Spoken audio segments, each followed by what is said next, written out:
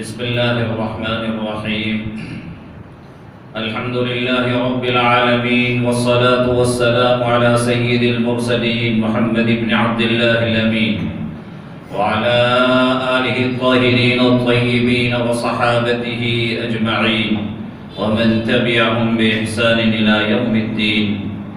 أما بعد، فقد قال الله تبارك وتعالى في كلامه المجيد والفرقان الحميد: فأعوذ بالله من الشيطان الرجيم. بسم الله الرحمن الرحيم.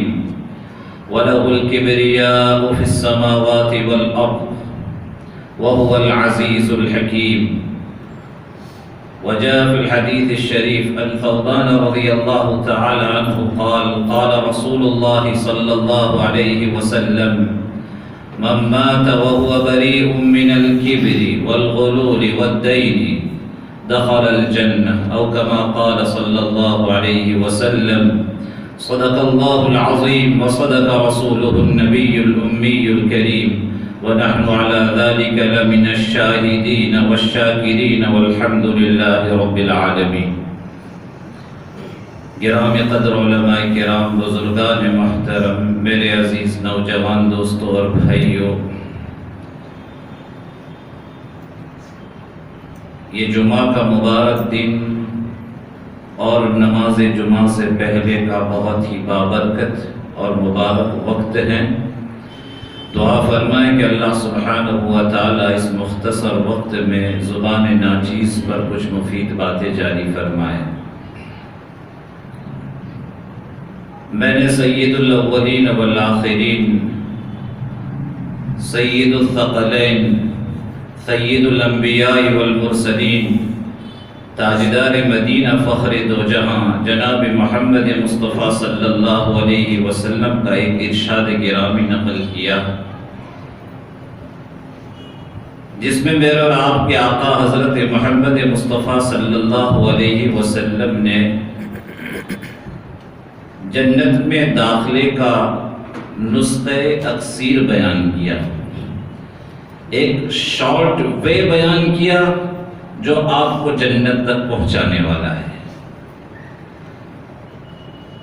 حضرت رسول پاک صلی اللہ علیہ وسلم فرماتے ہیں کہ جو انسان دنیا سے رخصت ہوا، جس انسان کی موت واقع ہوئی اس حالت میں کہ وہ 3 چیزوں سے بری ہے، تو وہ انسان جنت میں داخل ہو گیا. اور میرا اور آپ کا ایمان اور عقیدہ ہے کہ نبی آخر الزمان حضرت محمد مصطفیٰ صلی اللہ علیہ وسلم کا ہر قول اور ہر عمل وہی ہوا کرتا ہے. وَمَا يَنطِقُ عَنِ الْهَوَىٰ إِنْ هُوَ إِلَّا وَحْيٌ يُوحَىٰ. آپ کی زبان نبوت سے جو کچھ بھی صادر ہوا وہ سراپا وحی ہے. گویا آپ کا ہر قول اور آپ کا ہر عمل سچا، صحیح. اور حضور فرما رہے ہیں کہ جو انسان دنیا سے رخصت ہوا اس حالت میں کہ وہ 3 چیزوں سے بری ہیں تو جنت میں داخل ہو گیا. کرو گے میرے بھائیوں؟ ہم سب کو جنت کی خواہش ہے، تمنا ہے. تو اگر یہ 3 کام ہم کر لیں گے اور 3 چیزوں سے بری ہو کر ہم دنیا سے رخصت ہوں گے تو انشاءاللہ ازروع حدیث ہم جنت کے مستحق ہو کر دنیا سے رخصت ہوں گے. سب سے پہلی چیز اللہ کے نبی نے فرمایا: وَهُوَ بَرِيءٌ مِّنَ الْكِبْرِ. وہ انسان کبر سے بری ہو. اس لیے کہ میرے بھائیوں، کبر، استکبار، یہ بہت بڑی بیماری، بہت ہی مہلک اور خطرناک مرض ہے، اور انسان میں پیدا ہونے والی بہت ہی مذموم اور ناپسندیدہ خصلت ہے. کتاب و سنت میں اس کے بعد میں بہت سخت وعید وارد ہوئی ہے، اور امت مسلمہ کی ہر فرد کو اس بیماری سے اپنے آپ کو محفوظ رکھنے کی تاکید وارد ہوئی ہے۔ چنانچہ اللہ تبارک و تعالیٰ کتاب مقدس میں ارشاد فرماتے ان اللہ لا يحب المستكبرین، اللہ تبارک و تعالیٰ تکبر کرنے والے کو پسند نہیں فرماتے۔ دوسری جگہ قرآن مقدس میں ارشاد ربانی ہے وَلَا تَمْشِ فِي الْأَرْضِ مَرَحًا إِنَّ اللَّهَ لَا يُحِبُّ كُلَّ مُخْتَالٍ فَخُورٍ، کہ تم زمین پر ناز کے ساتھ اترا کر نہ چلو، اس لیے کہ اللہ تبارک و تعالیٰ متکبر و مغرور کو پسند نہیں فرماتے۔ قرآن کی تعبیر کیا ہے؟ ان اللہ لا يحب كل مختال فخور، اللہ ہر مختال کو، ہر فخور کو پسند نہیں فرماتے۔ مختال کس کو کہا جاتا ہے اور فخور کس کو کہا جاتا ہے؟ چنانچہ مفسر جلیل حضرت مولانا مفتی محمد شفیع صاحب نور اللہ مرقدہ اپنی شہر آفاق کتاب معارف القرآن میں اس کی توضیح کرتے ہوئے تحریر فرماتے ہیں کہ مختال کہا جاتا ہے اس انسان کو جس کے دل میں مرض، جراثیم، کبر کے پیدا ہو گئے ہو اور اس کے اعمال و افعال سے اس کا اظہار ہونے لگے تو یہ مختال، کہ جس کے دل میں مرض پیدا ہو گیا کبر کا، جس کے دل میں جراثیم پیدا ہو گئے کبر کے اور اس کے اعمال اور افعال سے کبر کا اظہار ہو، بڑائی کا اظہار ہو، تو یہ ہے مختال۔ اور فخور کس کو کہا جاتا ہے؟ کہ وہ برائیاں اس کی زبان پر آنے لگے، وہ شیخیاں جتانے لگے کہ ہم چودی گرے نیست، I am or we are, I am something، ایسے بڑائی کے بول اس کی زبان پر آنے لگے تو اس کو کہا جاتا ہے فخور۔ اور اللہ مختال کو بھی پسند نہیں فرماتے ہیں اور فخور کو بھی پسند نہیں فرماتے ہیں، یعنی جس کے اعمال اور افعال سے، جس کے اطوار سے، جس کے کردار سے، جس کی نشست و برخاست سے، جس کے اٹھنے اور بیٹھنے سے، جس کے چلنے اور پھرنے سے کبر کا ظہور ہو، بڑائی کا ظہور ہو، اللہ اس کو بھی پسند نہیں فرماتا۔ اور جس کے زبان پر شیخیاں آنے لگے اور بڑائی کی باتیں آنے لگے، اللہ ایسے بندے کو بھی پسند نہیں فرماتا۔ اور دوسری جگہ کتاب مقدس میں خالق کائنات ارشاد فرماتے ہیں وَلَا تُصَعِّرْ خَدَّكَ لِلنَّاسِ وَلَا تَمْشِ فِي الْأَرْضِ مَرَحًا إِنَّكَ لَن تَخْرِقَ الْأَرْضَ وَلَن تَبْلِغَ الْجِبَالَ طُولًا۔ اللہ کیا فرماتے ہیں؟ اللہ انسان کو فرماتے ہیں وَلَا تُصَعِّرْ خَدَّكَ، کہ تم اپنے گالوں کو لوگوں کے سامنے نہ پھلاؤ، اس لیے کہ گالوں کو پھلانا ایک بڑائی کی علامت ہے، گویا کہ آپ چیب جبی ہو رہے ہیں، سامنے والے کو آپ پسند نہیں فرماتے، سامنے والے کو آپ حقیر سمجھ رہے ہیں۔ جب وہ آپ سے خطاب کرنا چاہتے ہیں آپ اپنے گالوں کو پھلا کر ناگواری کا اظہار فرماتے ہیں۔ اللہ فرماتے تمہیں اس کی اجازت نہیں، وَلَا تُصَعِّرْ خَدَّكَ لِلنَّاسِ، تم لوگوں کے لیے اپنے گالوں کو نہ پھلاؤ، وَلَا تَمْشِ فِي الْأَرْضِ مَرَحًا، اور اللہ کی زمین اور دھرتی پر تم اترا کر نہ چلو۔ اور بہت سے لوگ یوں سینہ تان کر چلتے ہیں اپنی بھائی گیری دکھانے کے لیے۔ اللہ فرماتے وَلَا تَمْشِ فِي الْأَرْضِ إِنَّكَ لَن تَخْرِقَ الْأَرْضَ، اگر تم اکڑ کر چلو گے، سینہ تان کر چلو گے تو تم اللہ کی زمین کو پھاڑ نہیں دو گے، اور اگر تم اپنی گردن کو اٹھا کر سینہ تان کر چلو گے تو تم دراز قامت میں پہاڑ کی بلندی کو نہیں چھو سکتے۔ اس لیے میرے بھائیوں قرآن پاک میں اس کی دیکھو سخت مذمت آئی ہے، اور یاد رکھے کائنات عالم میں سب سے پہلا پاپ بلکہ مہا پاپ جو وجود میں آتا وہ کبر کی صورت میں وجود میں آیا ہے،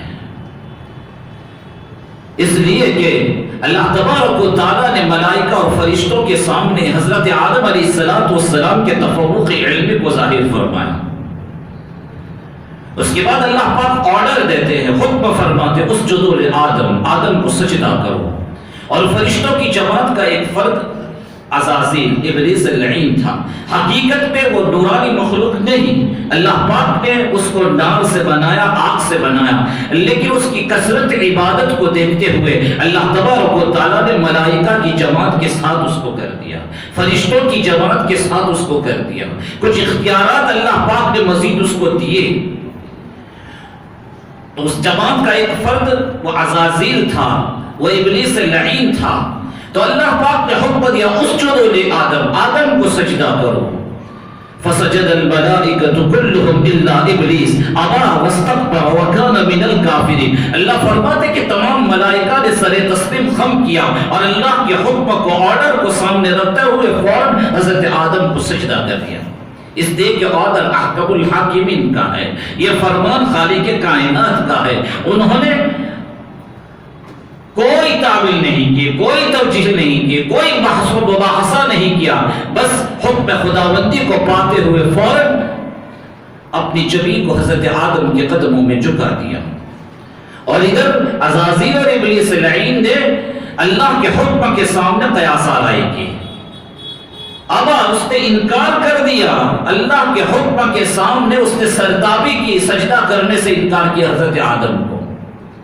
تو اللہ کیا فرماتے ابا واستکبر، انکار کی وجہ کیا؟ استکبار کیا، اسی تکبر نے اس کو اللہ کے حکم کے سامنے سر تسلیم خم کرنے سے روکا، منع کیا۔ ابا واستکبر وکان من الکافرین، اور وہ کافرین میں سے ہو گیا، نافرمانوں میں سے ہو گیا، ناشکروں میں سے ہو گیا۔ نتیجہ کیا ہوا؟ کہاں وہ جنت کی سیر کر رہا تھا، اللہ تبارک و تعالیٰ نے کتنے اختیارات کا اسے مالک بنایا تھا، اللہ کے حکم کے سامنے اس نے جب سر تسلیم خم نہیں کیا بلکہ قیاس کے گھوڑے دوڑائے، اللہ پاک ناراض ہوئے، اللہ اسے راندے درگاہ فرماتے ہیں، اسے ملعون قرار دیا اللہ تبارک و تعالیٰ نے، ہمیشہ اس پر اللہ کی لعنت برستی رہے گی۔ تو اس دھرتی پر سب سے بڑا اور سب سے پہلا جو مہاپاپ وجود میں آیا وہ کبر کی صورت میں وجود میں آیا، اسی کو اللہ دوسری جگہ ارشاد فرماتے ہیں ما منعک ان تسجد اذا امرتک، کہ جب ہم نے تمہیں آرڈر دیا، حکم دیا کہ تم سجدہ کرو، تو کس چیز نے تمہیں سجدے سے روکا اور منع کیا؟ تو کیا کہہ رہا؟ انا خیر منہ، میں آدم سے افضل اور بہتر ہوں۔ تو یہی تو تکبر ہے کہ انسان صفات کمالیہ میں اپنے آپ کو دوسرے سے افضل اور بہتر سمجھے اور دوسروں کو حقیر اور رذیل سمجھے۔ اس نے آدم کے مقابلے میں اپنے آپ کو افضل اور بہتر سمجھا، اور اس نے کہا، اس کے کلام کو قرآن نے کوڈ کیا، انا خیر منہ، میں آدم سے بہتر ہوں۔ اور ایک افضل اور بہتر جو اس سے ارزل ہو، اس کے سامنے کیسے سجدہ کر سکتا ہے؟ اس کے سامنے اپنے ماتھے کو کیسے ٹیک سکتا ہے؟ انا خیر منہ۔ اور بہتریت کی وجہ کیا بیان کی اس نے؟ خلقتنی من نار وخلقتہ من طین، اے باری تعالیٰ آپ نے مجھے آگ سے پیدا کیا اور اسے مٹی سے بنایا، اور آگ میں علو ہے اور آگ میں بہتری اور افضلیت ہے اور مٹی میں پستی ہے۔ ایک علو والی چیز، بلند ہونے والی چیز، وہ پست اور زیر ہونے والی چیز کے سامنے کیسے سجدہ رز ہو سکتی ہے؟ یہ اس کا قیاس تھا۔ اب اس احمق الذی لا عقل لہ کو اتنا نہیں معلوم کہ آرڈر دینے والی ذات خالق کائنات، مالک ارض و سما ہے، اللہ کے حکم کے سامنے تمہیں چوں چرا کرنے کی کوئی اجازت نہیں ہے۔ اسی وجہ سے اصول فقہ کا ضابطہ ہے کہ جب کتاب و سنت کی کوئی نص موجود ہو کسی مسئلے کے تعلق سے، تو پھر ایسی صورت میں رائے اور قیاس کو کوئی دخل نہیں، وہاں انسان کے قیاس اور رائے کو چھوڑ دیا جائے گا اور کتاب اللہ اور سنت رسول اللہ صلی اللہ علیہ وسلم کو تھاما جائے گا۔ تو نصوص کے سامنے قیاس کی اجازت ہے بھی نہیں، تو اس نے ضابطے کی بھی خلاف ورزی کی۔ اور ویسے یہاں مفسرین کرام ایک نقطہ تحریر فرماتے کہ اس نے جو قیاس کیا وہ قیاس بھی غلط تھا۔ اس کے قیاس کا حاصل یہ تھا کہ وہ نار کو، آگ کو افضل اور بہتر قرار دے رہا تھا اور مٹی کو ارذل قرار دے رہا تھا۔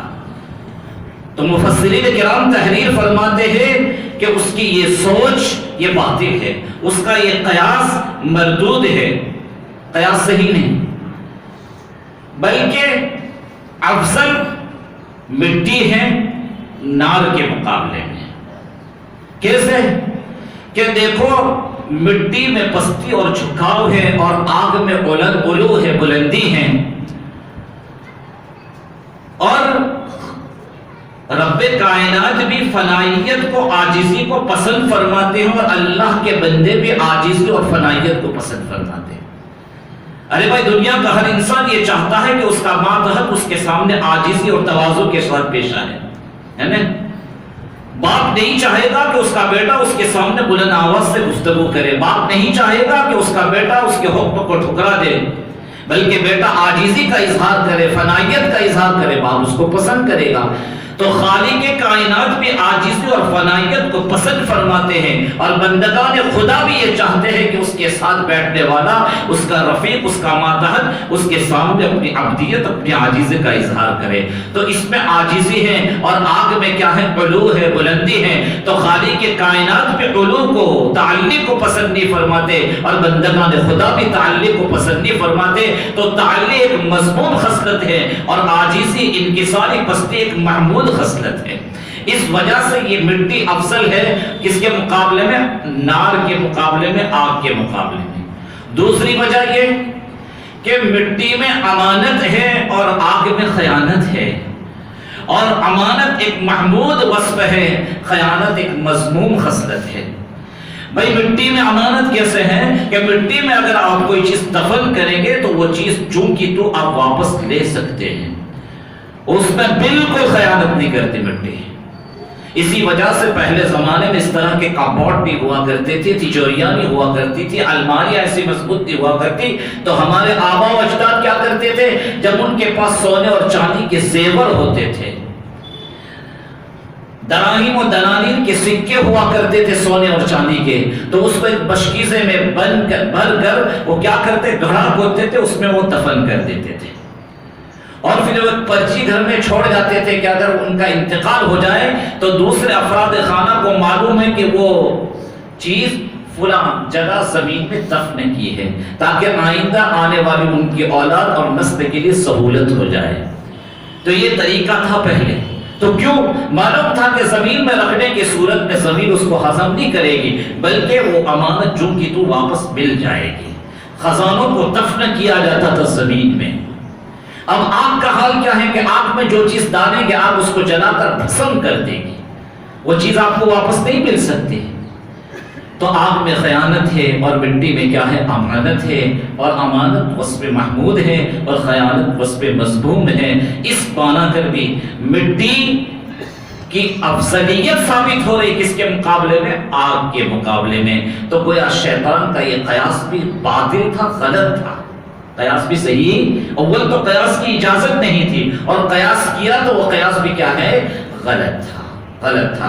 میرے بھائیو، اس سے ایک نقطے کی بات یہ معلوم ہوئی کہ جب اللہ اس کے رسول کا کوئی حکم ملے تو ہمیں چمو چرا کرنے کی اجازت نہیں ہے۔ وہ چیز ہماری عقل میں آئے یا نہ آئے، ہمیں سر تسلیم خم کرنا چاہیے، ہمیں سر تسلیم خم کر لینا چاہیے، مان لینا چاہیے، مان لینا چاہیے۔ تو دیکھو میرے بھائیوں، شیطان نے قیاس کیا کس کے مقابلے میں؟ اللہ کے حکم کے مقابلے میں، اور اس کی بنیادی وجہ کیا تھی؟ اس کا استکبار تھا۔ اس نے کہا انا خیر منہ، کہ میں آدم سے افضل اور بہتر ہوں، اور اسی کو اللہ فرماتے ابا واستکبر وکان من الکافرین۔ اور یاد رہے میرے بھائیوں کہ کبر جو ہے، کبر وہ انسان کی ہلاکت کا سبب ہوگا، دنیا میں بھی اور آخرت میں بھی۔ اس لیے کہ اس عزازیل کو اللہ پاک نے بہت اونچا رتبہ اور مقام دیا تھا، لیکن اس استکبار اور تکبر نے اسے کتنا گرایا۔ شیخ سعدی فرماتے ہیں تکبر عزازیل را خار کرد، بزندان لعنت گرفتار کرد۔ تکبر عزازیل را خار کرد، کہ عزازیل کو تکبر نے خار کیا، ذلیل کیا، کہ کہاں جنت کی وہ سیر کر رہا تھا اسے جنت سے کھدیر دیا گیا، کہاں وہ اللہ کی نظر رحمت کے تحت تھا، اسی تکبر کی بنیاد پر راندے درگاہ باری تعالیٰ ہوا۔ اور ہمیشہ اسے ملعون قرار دیا گیا. تو تکبر عزازیل را خار کرد، بزندان لعنت گرفتار کرد، کہ اس تکبر نے عزازیل کو لعنت کے قید خانے میں گرفتار کر دیا کہ ہمیشہ اس پر اللہ کی پھٹکار رہے گی، اللہ کی لعنت رہے گی، مومنین ہر وقت اس پر لعنت برساتے رہیں گے. تکبر کا سب سے بڑا نقصان یہ ہے میرے بھائیوں کہ حق روشن ہو جانے کے بعد بھی تکبر اس حق کو قبول کرنے کے لیے مانع ہو جائے گا. یہ سب سے بڑا نقصان ہے تکبر کا کہ انسان حق کا مشاہدہ اپنی کھلی آنکھوں سے کرے گا، لیکن اس استقبال کی بنیاد پر، اس تعلی کی بنیاد پر، اس تعفو کی بنیاد پر، اس انانیت کی بنیاد پر وہ حق کو تسلیم نہیں کرے گا، آپ محسوس کرے گا حق کو تسلیم کرنے کے لیے. اسی وجہ سے جہاں قرآن مقدس میں اللہ تبارک و تعالی حضرت موسیٰ اور حضرت فرعون کا تذکرہ حضرت موسیٰ اور فرعون کا تذکرہ فرماتے ہیں، وہاں آخر میں اللہ نتیجے کے طور پر کیا فرماتے ہیں؟ وَجَحَدُوا بِهَا وَاسْتَيْقَنَتْهَا أَنفُسُهُمْ ظُلْمًا وَعُلُوًّا، کہ حضرت موسیٰ اللہ تبارک و تعالی کی طرف سے واضح نشانیوں کو لے کر ان کے سامنے پہنچے تھے، اور کھلی آنکھوں سے انہوں نے ان معجزات کا مشاہدہ کیا. فرعون اور فرعون کی قوم نے مختلف مقامات پر اللہ تبارک و تعالیٰ نے ان قصص اور واقعات کو ذکر کیا. حضرت موسیٰ علیہ السلام کے ہاتھوں پر معجزات کا ظہور ہوا، اور ان سارے معجزات کو انہوں نے اپنی آنکھوں سے دیکھا، مشاہدہ کیا. اس کے باوجود وَجَحَدُوا بِهَا، اس کا انکار کر دیا، حق کا انکار کیا. وَاسْتَيْقَنَتْهَا أَنفُسُهُمْ، اللہ کہہ رہا حالانکہ ان کے دلوں نے اس کو یقین کر لیا تھا یہ حق ہے، اس کے باوجود انکار کیا. انکار ظلم و علوا، اپنی جانوں پر ظلم کرتے ہوئے تعلی اور استقبال کی وجہ سے انہوں نے حق کا انکار کیا. تو بنیادی وجہ حق کے انکار کی کیا بنی؟ ظلم و علوا، اپنی جانوں پر ظلم کرنا اور تعلی اور ترفع کے اظہار کرتے ہوئے. اسی تعلی نے ان کو مارا. دیکھو میرے اور آپ کے آقا حضرت محمد مصطفیٰ صلی اللہ علیہ وسلم کفار مکہ کی فہمائش کر رہے ہیں، سمجھا رہے ہیں، منت و سماجت کر رہے ہیں. اللہ کا نبی کہہ رہا، کہہ دو ایک مرتبہ لا الہ الا اللہ تفلحو، کہ اللہ کے سوا کوئی معبود برحق نہیں، کامیاب ہو جاؤ گے. لیکن وہ انکار کرتے رہے. کتنے معجزات کا ظہور ان کی آنکھوں کے سامنے ہوا، فرمائشی معجزات کا ظہور ہوا نہیں، لیکن اس کے باوجود انکار کیا. ایک مرتبہ ابو جہل حضرت رسول پاک صلی اللہ علیہ وسلم کے پاس حاضر ہوا اور مٹھی بند کی اور کہا کہ واقعی میں اگر تم اللہ کے نبی ہو تو بتاؤ کہ میری مٹھی میں کیا ہے. اللہ کے نبی نے فرمایا کہ واقعی میں اگر بتاؤں تو مان جاؤ گے؟ کہا کہ مان جائیں گے.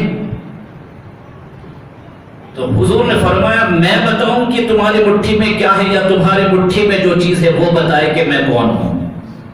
بس حضور نے اشارہ کیا مٹھی میں جو کنکر تھا، اس نے کلمہ شہادت پڑھ کر اللہ کی الوہیت اور حضرت محمد مصطفیٰ صلی اللہ علیہ وسلم کی رسالت کی شہادت دی. اشہد ان لا الہ الا اللہ واشہد ان محمدا عبدہ ورسولہ. یہ معجزہ حضور کا ظاہر ہوا، آنکھوں سے اس کا مشاہدہ ہوا، اور فرمائشی معجزہ تھا. ان کی طلب پر اللہ کے رسول کے ہاتھوں پر یہ معجزہ ظاہر ہو رہا ہے، لیکن اس کے باوجود اس آر نے، استقبال نے حق کو قبول کرنے سے روکا، نہیں مانی، اخیر تک نہیں مانی. اور قرآن اسی کو بیان کر رہا ہے، انہم کانوا اذا قیل لهم لا الہ الا اللہ یستکبرون ویقولون ائنا لتارکو آلہتنا لشاعر مجنون. اللہ فرمانے کو ان کی حالت تو یہ تھی کہ جب ان سے کہا جاتا لا الہ الا اللہ، کہہ دو معبود برحق سوائے اللہ کے کوئی نہیں، تو یستکبرون، وہ تکبر کرتے تھے. دیکھو اسی تکبر نے لا الہ الا اللہ کہنے سے روکا ان کو حق کو قبول کرنے کے لیے. مانے کیا وہ ان کا استقبال، یستکبرون، قرآن کے وہ تکبر کرتے تھے، وہ اتراتے تھے، اور پھر کیا کہتے تھے؟ اسی پر بس نہیں کرتے. وقالوا ويقولون، اور کہتے ائنا لتارکو آلہتنا لشاعر مجنون، اس شاعر مجنون کے کہنے کی وجہ سے کیا ہم اپنے معبودوں کو چھوڑ دیں گے؟ 360 جو بت انہوں نے کعبۃ اللہ میں گاڑ رکھے تھے، اللہ کو چھوڑ کر ہر کنکر کو انہوں نے اپنا شنکر، اپنا دیوتا، اپنا بھگوان بنایا تھا. ہر قابل عظمت چیز کے وہ پرستش کرنے لگے تھے. ان کے سامنے وہ معبودان برحق تھے. تو اللہ کہہ رہا کہ نبی کو شاعر مجنون کہہ رہے ہیں. اور کیا کہہ رہے ہیں؟ اس شاعر مجنون کے کہنے کی وجہ سے کیا ہم اپنے ان معبودوں کو چھوڑ دیں؟ نہیں چھوڑا. کیوں نہیں چھوڑا؟ ان کی چودراہٹ داؤ پر لگ رہی تھی. ان کی انانیت نے ان کو حق کو قبول کرنے سے روکا. تو میرے بھائیو، خلاصہ کلام یہ کہ کبر کا سب سے بڑا نقصان یہ ہے کہ کبر انسان کو حق تسلیم کرنے کے لیے مانع ہوتا ہے. یاد رہے میرے بھائیو، آسمانوں میں اور زمینوں میں اور کائنات عالم کے چپے چپے میں جتنی بھی عظمتیں ہیں وہ اللہ کو زیب دیتی ہیں. جتنی بھی بڑائیاں ہیں، جتنی بھی کبریائی ہیں، وہ سب اللہ کے لیے مختص ہے. اللہ پاک قرآن مقدس میں ارشاد فرماتے ہیں وَلَهُ الْكِبْرِيَاءُ فِي السَّمَاوَاتِ وَالْأَرْضِ. اسی رب کائنات کے لیے بڑائیاں ہیں، عظمتیں ہیں، آسمانوں میں بھی اور زمینوں میں بھی، سمندروں میں بھی اور دریاؤں میں بھی اور صحراؤں میں بھی اور کوہشاروں میں بھی اور آبشاروں میں بھی، بلکہ کائنات عالم کے چپے چپے میں جتنی عظمتیں ہو سکتی ہے، جتنی بڑائیاں ہو سکتی ہے، جتنی کبریائی ہو سکتی ہے، وہ سب ایک رب کائنات کے لیے مختص ہے. اللہ ہی کو یہ عظمتیں اور بڑائیاں زیب دیتی ہے. وَهُوَ الْعَزِيزُ الْحَكِيمُ. اللہ فرماتے اس لیے کہ وہ زبردست ہے، غالب آنے والا ہے اور بڑے حکمت والے ہیں. اسی وجہ سے مفسرین نقطہ تحریر فرماتے دیکھو اللہ پاک نے یہاں فرمایا وَهُوَ الْعَزِيزُ الْحَكِيمُ. وہ زبردست غالب آنے والا بڑی حکمت والا ہے. تو کبر کا حق کسے ہے؟ بڑائی کے اظہار کا حق کسے ہے؟ جس میں یہ دونوں باتیں بدرج عدم بیک وقت موجود ہو. ایک تو ہر وقت وہ زبردست اور غالب آنے والا ہو، یعنی اس طاقت کا مالک ہو، اور پھر اس اپنی طاقت کو، قوت کو حکمت کے ساتھ استعمال کرنے پر قادر ہو. اور دنیا کے کسی انسان کے پاس، کسی مخلوق کے پاس بیک وقت بدرج عدم یہ وصف موجود نہیں، کمال کے ساتھ. اس لیے اسے بڑائی کے اظہار کا بھی حق نہیں ہے.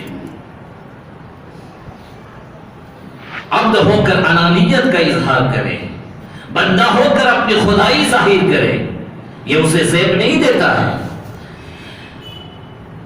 بلکہ بشر کو چاہیے کہ وہ اپنی حقیقت پر نظر کرتے ہوئے فنائیت کی راہ اختیار کرے. تکبر کرنے والا اللہ کی نظروں میں بھی گرتا ہے اور اللہ کے بندوں کی اور مخلوق کی نظر میں بھی گر جاتا ہے. حدیث پاک میں آیا ہے میرے اور آپ کے آقا تاجدار مدینہ حضرت محمد مصطفیٰ صلی اللہ علیہ وسلم کا فرمان ہے لا يدخل الجنة من كان في قلبه مثقال حبة من خردل مثقال حبة خردل من كبر أو كما قال صلی اللہ علیہ وسلم. کہ جس کے دل میں رائی کے دانے کے برابر بھی کبر ہوگا وہ جنت میں داخل نہیں ہوگا. اندازہ لگائیے میرے بھائیوں، اللہ کے نبی نے نہیں کہا کہ جس کے پاس 10 کلو اور 10 من کبر ہو وہ جنت میں داخل نہیں، بلکہ رائی کے دانے کے برابر بھی اگر کسی کے دل میں کبر ہوگا تو یہ کبر والا جنت میں داخل نہیں ہو سکتا. بڑی سخت وعید ہے.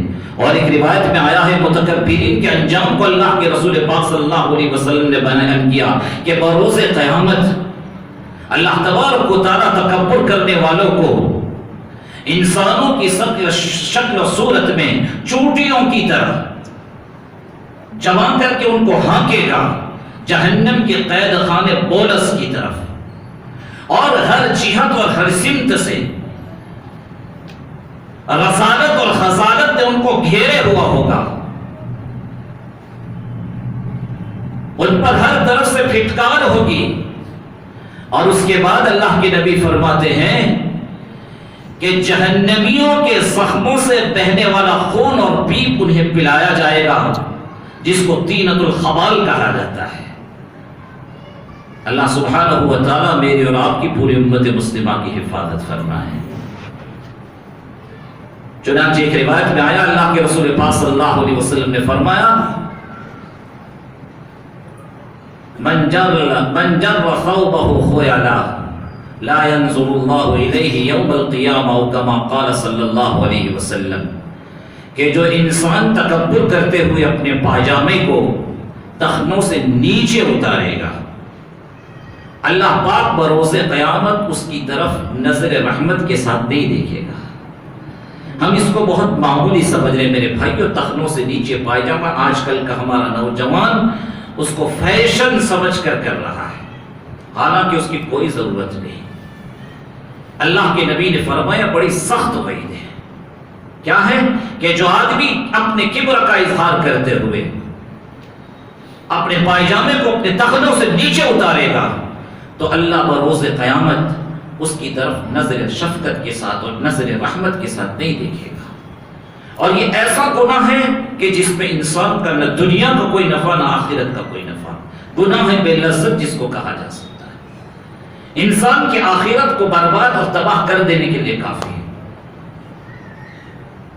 اب تو چونکہ فیشن ہاف پینٹ کا ہے تو ہاف پینٹ پہننے کے عادی ہو رہے ہیں، لیکن پہلے فیشن بیل بٹن کا تھا اور پہلے فیشن پائجامے کو ٹخنوں سے نیچے لٹکانے کا تھا، تو اکثر نوجوان کو ہم دیکھتے تھے کہ پائجامہ ان کا ٹخنوں سے نیچے لٹکا۔ اس لیے میرے بھائیوں اس کو سمجھے۔ اب کوئی یہ کہے کہ ہم تو تکبر کی وجہ سے ایسا نہیں کر رہے، نہیں میرے بھائیوں، یہ علامت کبر ہے حدیث کے لیے، سمجھے؟ لہذا ٹخنوں سے نیچے پائجامہ لٹکانے کی اجازت نہیں، بڑی سخت وعید ہے۔ اور ایک روایت میں اللہ کے رسول صلی اللہ علیہ وسلم نے فرمایا جس کے دل میں رائی کے دانے کے برابر بے کبر ہوگا اللہ تبارک و تعالیٰ اسے جنت میں داخلہ نصیب نہیں فرمائیں گے۔ تو ایک صحابی حاضر ہوئے، اللہ کے رسول سے استفسار کیا کہ ان الرجل يحب ان يكون ثوبه حسن وان يكون نعله حسن، کہ ایک انسان پسند کرتا ہے اس بات کو کہ اس کا کپڑا اچھا اور عمدہ ہو اور اس کا جوتا اور اس کی چپل نفیس و بہتر ہو، تو کیا یہ بھی تکبر ہے اللہ کے نبی؟ تو اس پر اللہ کے نبی نے فرمایا ان اللہ جمیل ویحب الجمال، اللہ خود جمیل ہے، خوبصورت ہے اور خوبصورتی کو پسند فرماتے ہیں۔ لہذا اچھا کپڑا سے ویتن کرنا، اگر حلال مال سے تم نے اس کو خرید کیا ہے تو حرام نہیں ہے۔ اچھے جوتے اور چپل اگر اللہ کی طرف سے تمہیں نصیب ہو تو یہ اللہ کی نعمت ہے، یہ ممنوع نہیں ہے۔ حلال طریقے سے جائز جمال کو اختیار کرنا یہ شریعت میں ممنوع، یہ کبر نہیں ہے، یہ بڑائی کا اظہار نہیں۔ پھر آگے اللہ کے نبی پاک صلی اللہ علیہ وسلم نے بہت مختصر جملے میں کبر کی ڈیفینیشن کو بیان کر دیا کہ الکبر بطر الحق وغمط الناس او کما قال صلی اللہ علیہ وسلم۔ کبر کس کو کہتے ہیں؟ حق کا انکار کر دینا اور لوگوں کو حقیر سمجھنا، یہ ہے کبر۔ کہ دلائل اور براہین کی روشنی میں حق واضح ہو جائے اس کے باوجود آپ حق کو قبول کرنے سے انکار کر دیں، یہ کبر ہے۔ اور دنیا کے لوگوں کو آپ اپنے سے رذیل سمجھے، حقیر سمجھے، اپنی ذات کو بہتر سمجھے، یہ کبر ہے۔ اور دیکھو میرے بھائیو، اللہ کے نبی پاک صلی اللہ علیہ وسلم نے یہ نہیں فرمایا کہ کسی مسلمان کو حقیر سمجھنا یہ کبر ہے، کسی مومن کو حقیر سمجھنا یہ کبر ہے، بلکہ غمط الناس اللہ کے رسول نے الناس کا لفظ استعمال کیا۔ الناس سے مراد دنیا جہاں میں بسنے والے تمام انسان، چاہے وہ کسی بھی مذہب سے تعلق رکھنے والے ہو، چاہے وہ کسی بھی مسلک و مشرب سے تعلق رکھنے والے ہو، چاہے وہ کسی بھی دین سے تعلق رکھنے والے ہو، وہ سب اللہ کے بندے ہیں، اور اللہ کے بندوں میں سے اللہ کے کسی بندے کو حقیر سمجھنا یہ کبر ہے۔ تو اب ظاہری بات ہے کہ غیر مومن کو، کافر کو بھی حقیر سمجھنے کی اجازت نہیں ہے، تو اپنے مومن بھائی کو حقیر سمجھنے کی اجازت کہاں ہو سکتی ہے؟ اسی وجہ سے حکیم الامت حضرت مولانا اشرف علی تھانوی نور اللہ برکتہ فرماتے تھے کہ فی الحال ہر مومن کو میں اپنے سے بہتر سمجھتا ہوں، اور فی المعال ہر کافر کو بھی اپنے سے افضل اور بہتر سمجھتا ہوں۔ یعنی فی الوقت فی الحال ہر مومن صاحب ایمان مجھ سے افضل ہے، اور پھر عقل آئندہ کے اعتبار سے کافر کو بھی اپنے سے افضل اور بہتر سمجھتا ہوں، اس لیے کہ مجھے نہیں معلوم کہ کس وقت اللہ کی طرف سے اس کے حق میں ہدایت کا فیصلہ ہو جائے اور وہ کلمہ طیبہ اور کلمہ حق پڑھ کر جرگہ اسلام میں داخل ہو جائے اور ایمان اور اسلام کی حالت پر اس کی موت آئے اور اللہ کا وہ محبوب بندہ بن کر دنیا سے رخصت ہو۔ ہمیں کچھ نہیں معلوم، اس لیے کہ میرے بھائیو حدیث میں ایسے واقعات ملتے ہیں کہ کچھ ایسے اللہ کے مخصوص بندے تھے، کلمہ پڑھا دنیا سے رخصت ہوئے، جنت کی ضمانت نبی نے قبول کی۔ ایک یہود کا بچہ تھا، بیمار ہو گیا، اللہ کے رسول پاک صلی اللہ علیہ وسلم سے تعلق رکھتا تھا۔ چند دنوں وہ نظر میں اللہ کے نبی نے پوچھا کہ کیا بات ہے، وہ بچہ نظر میں آیا تو کسی نے بتایا کہ وہ چند دنوں سے بیمار ہے، بستر مرگ پر پڑا ہوا ہے۔ اللہ کے رسول پاک صلی اللہ علیہ وسلم کے اخلاق کریمانہ کو دیکھ کے حضور اس چھوٹے سے بچے کی عیادت کے لیے اس کے گھر تشریف لے۔ وہ کسی مومن کا بیٹا نہیں تھا بلکہ یہود کا بچہ تھا۔ اللہ کے نبی پاک صلی اللہ علیہ وسلم اس کے گھر تشریف لے جاتے اس کی عیادت کے لیے، اس کے سرہانے بیٹھتے، اس کے لیے دعائیں یا کلمات اللہ کے نبی پاک صلی اللہ علیہ وسلم ارشاد فرماتے ہیں، اس کے سر پر ہاتھ رکھتے ہیں۔ اس کے بعد بہت ہی شفقت کے ساتھ، پیار کے ساتھ اللہ کے نبی فرماتے ہیں قولوا لا الہ الا اللہ، اے بچے کہہ دو لا الہ الا اللہ محمد رسول اللہ۔ وہ بچہ اپنے والد کی طرف دیکھتا ہے کہ میں کیا کروں۔ حضور کی اس اخلاق کی کریمانی کو دیکھ کر والد کا دل بھی پسند چکا تھا۔ والد نے کیا کہا، اطیع ابا القاسم، حضور کی کنیت ابو القاسم تھی تو اس کے والد نے کہا اطیع ابا القاسم، ابو القاسم صلی اللہ علیہ وسلم کی اطاعت کر لو۔ بس حضور نے کہا کہو لا الہ الا اللہ محمد رسول اللہ۔ وہ بچہ لا الہ الا اللہ محمد رسول اللہ کہتا ہے، تھوڑی دیر میں اس کی روح قبض ہوتی ہے، حضور کا چہرہ کھل جاتا ہے، حضور اللہ کا شکر بجا لاتے ہیں کہ الحمدللہ اللہ پاک نے میرے ذریعے ایک جان کو جہنم کی آگ سے محفوظ کر دیا۔ میرے بھائیوں، اسلام قبول کرنے کے بعد کوئی عمل نہیں لیکن کوئی گناہ بھی تو نہیں ہوا، اور اس کی ایمان اور اسلام کا شاہد کون ہے؟ نبی آخر الزماں حضرت محمد مصطفیٰ صلی اللہ علیہ وسلم۔ اسی لیے میرے بھائیوں علماء فرماتے ہیں